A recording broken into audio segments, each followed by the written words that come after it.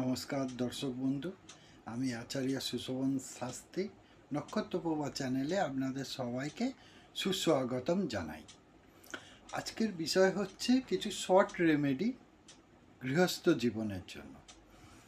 সেটা কি, কিছু খুব সিম্পল জিনিস দিয়ে, যেমন আদা তো সবার ঘরেই থাকে। যদি কেউ কোনো জাতক বা জাতিকা বা কোনো বাচ্চা খুব ডিপ্রেশনে ভুগছে, বা ঘুম ঠিক হচ্ছে না, বা ভুলভাল স্বপ্ন দেখছে, সেই ব্যক্তির জন্য রাত্রে শোয়ার আগে এক টুকরো আদা কেটে তার বিছানার তলায় দিয়ে রাখুন, যেখানে সে শোবে মাথার দিকে। তাতে কি হবে, তার সকল নেগেটিভ এনার্জি আদা অ্যাবজর্ব করে নেবে, এবং সেই আদাটাকে সকালবেলায় কোনো ড্রেনে ফেলে দিন। এরকম 21 দিন করুন, দেখুন আপনার সকল সমস্যা সমাধান হবে। এইটা একটা হলো আদা নিয়ে।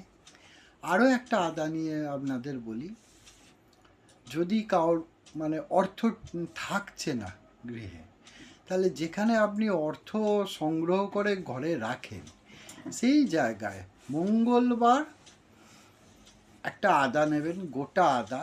সেই আদা একটা লাল কাপড় দিয়ে এবং লাল সুতো দিয়ে বেঁধে সেই আদাকে মা কালী আর মা লক্ষ্মীকে স্মরণ করে আপনার ওই ক্যাশ বাক্সে বা লকারে রেখে দিন। দেখুন আপনার অর্থ যে অপচয় হচ্ছে সেইটা আর হবে না। এই দুটো করে দেখুন, এতে অনেক উপকার পাবেন আশা করছি। ধন্যবাদ। আজকের জন্য এইটুকু, এবং আমি সবাইকে অনুরোধ করছি, আমার চ্যানেলটা যদি ভালো লেগে থাকে তাহলে আপনারা একটু সাবস্ক্রাইব বাটনটা প্রেস করে আমাদের সহযোগিতা করুন। ধন্যবাদ।